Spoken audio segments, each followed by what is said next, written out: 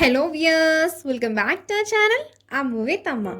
ఈరోజు ఇంట్లోనే సాసెస్ ఏమీ లేకపోయినా కూడా టేస్టీగా పన్నీర్ ఫ్రైడ్ రైస్ ఎలా చేసుకోవాలో చూసేద్దాం. ముందుగా పన్నీర్ ఇలా మ్యారినేట్ చేసుకోవాలి.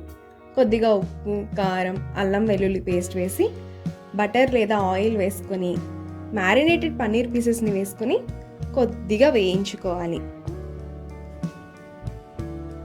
పన్నీర్ రెండు వైపులా వేగాక పక్కన పెట్టేసుకోవడమే. ఇప్పుడు ఫ్రైడ్ రైస్ కోసం 3 టేబుల్ స్పూన్ల ఆయిల్ వేసుకుని మసాలా దినుసులు, కరివేపాకు, ఇది మనకి ఫ్రైడ్ రైస్కి మంచి ఫ్లేవర్ ఇస్తుంది. అలానే సన్నగా తరిగిన ఉల్లిపాయ, పచ్చిమిర్చి కొద్దిగా వేగాక క్యారెట్ అండ్ క్యాప్సికమ్ ముక్కలు వేసుకోవాలి. అవి ఒకసారి వేయించుకుని క్యాబేజ్ కూడా వేసి 1 నిమిషం పాటు బాగా వేయించుకోవాలి. ఇప్పుడు సాసెస్ వేసుకోవడం పూర్తిగా ఆప్షనల్.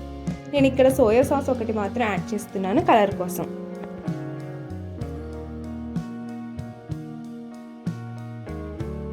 ఇప్పుడు ముందుగానే పొడి పొడిలాడుతూ వండిన అన్నాన్ని ఇందులోకి యాడ్ చేసుకోవాలి.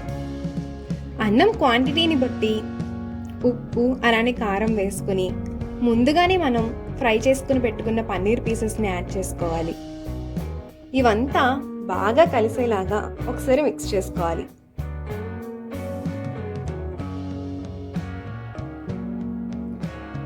ఇప్పుడు కొద్దిగా మిరియాల పొడి అలానే కొత్తిమీరని చల్లుకోవాలి.